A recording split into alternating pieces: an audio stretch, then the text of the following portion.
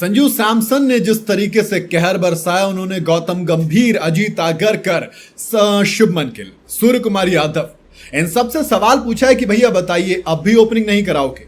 भाई सचिन तेंदुलकर कहा करते थे अगर किसी खिलाड़ी को जवाब देना है या अपनी बात रखनी है तो उसे अपने काम से, अपने बल्ले से जवाब देना चाहिए, उसी से बात करनी चाहिए। एक खिलाड़ी के लिए वही उसका सही तरीका होता है और संजू सैमसन ने गॉड ऑफ क्रिकेट की बात सुनी है और उसी को अपनाते हुए टीम इंडिया के चीफ सिलेक्टर अजीत आगरकर से एक गंभीर सवाल पूछा है। सैमसन का यह सवाल एशिया कप में ओपनिंग करने से जुड़ा है, जिसका जवाब अजीत आगरकर ने यह देकर दिया था कि भाई हम तो अब ले लिए हैं संजू सैमसन को, लेकिन फर्स्ट चॉइस तो शुभमन गिल होने चाहिए, है ना। प्रेस कॉन्फ्रेंस में अजीत आगरकर ने ओपनिंग जोड़ी को लेकर जब उनसे सवाल किया गया तो कहा कि संजू सैमसन अब तक इसलिए खेल रहे थे क्योंकि शुभमन गिल, यशस्वी जायसवाल टीम में नहीं है। मतलब आप उनको वैल्यू नहीं दे रहे, उनको एक रिप्लेसमेंट समझ रहे हो, उनको एक ऑप्शन समझ रहे हो, तो उन्होंने बल्ले से जवाब दिया और पूछा कि क्या आप भी ऑप्शन समझोगे। अजीत आगरकर ने भले ही सीधे तौर पर कुछ नहीं कहा था, मगर उनकी बातों से इतना जाहिर था कि एशिया कप में सैमसन ओपनिंग करते नहीं दिखेंगे। आगरकर की अगर बात समझूं तो उसके मुताबिक टीम इंडिया की first choice opener Abhishek Sharma के साथ शुभमन गिल होंगे। जी हां, यानी कि यहां पर संजू सैमसन नंबर 3 पर होंगे। लेकिन अभी केरल की लीग चल रही है, वहां पर 121, फिर लगातार 3 हाफ सेंचुरी, तीनों सारी की सारी मैच विनिंग पारी, जिस तरीके से रन बना रहे हैं, कहर बरसा रहे हैं, उसके बाद में सवाल पूछा जाएगा क्या कि ओपनिंग के लिए कौन चाहिए। मुझे लगता है सवाल का मतलब ही खत्म है ना। भाई संजू सैमसन ने एशिया कप से ठीक पहले अपने सुपरहिट परफॉर्मेंस की स्क्रिप्ट केरल क्रिकेट लीग में लिखी है। दरअसल केसीएल 2025 में अब तक 6 मैच में 5 पारियां खेली उन्होंने।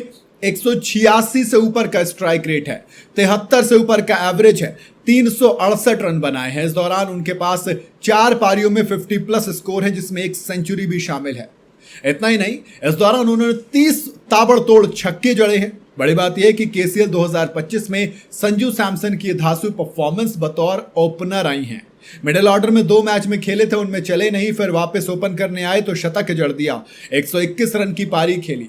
उसके बाद ओपनिंग करने के बाद लगातार जब 50-50 रन मारे, यानी 50 जड़े, 50-50 से ऊपर रन थे, तब सवाल आया कि क्या अब भी वो एशिया कप में ओपनिंग नहीं कर सकते। सवाल तो पूछा जाएगा ना कि अगर आप प्लेयर को उसकी परफॉर्मेंस के बेस पर जज नहीं कर रहे तो फिर आप किस बेस पर जज कर रहे हैं। और अगर आप परफॉर्मेंस के बेस पर जज ना करके अपनी पसंद नापसंद पे जज कर रहे हैं तो फिर खिलाड़ियों का बाकी परफॉर्मेंस देने का मतलब ही क्या है, क्योंकि आप तो उसे खिलाना चाहते हो जिसको आप पसंद करते हो। भाई इंटरनेशनल मैच भले ही 1 साल से ज़्यादा हो गया, लेकिन शुभमन गिल एशिया कप में वाइस कैप्टन बना दिए गए हैं। चीफ सिलेक्टर ने फर्स्ट चॉइस ओपनर के तौर पर शुभमन गिल की वकालत की है, गंभीर के पसंदीदा बताए जाते हैं। ऐसे में सवाल ये उठेगा कि क्या वाकई में एशिया कप के स्क्वाड में आने के बावजूद शुभमन गिल मतलब संजू सैमसन को नजरअंदाज करके ओपनिंग की फर्स्ट चॉइस होंगे। सैमसन ने जहां छक्कों के रनों के अंबार लगाया है, लेकिन फिर सेहत की वजह से जो शुभमन गिल आराम फरमाते दिखे थे, वहां पर अब वापस आएंगे और सीधा सीधा रिप्लेस कर देंगे।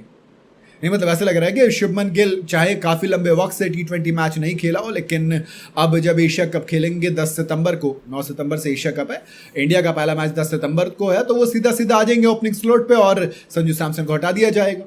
तो दोस्त अगर ऐसा होता है तो मेरे हिसाब से नाइंसाफ़ी है। बाकी आप बताइए आपकी अपनी क्या राय है। वीडियो को देखकर आपका क्या लगता है कमेंट में ज़रूर बताइएगा। वीडियो अगर आपको पसंद आई हो तो इसे लाइक और शेयर ज़रूर करें और जाते जाते चैनल को फॉलो और सब्सक्राइब ज़रूर करते जाइएगा।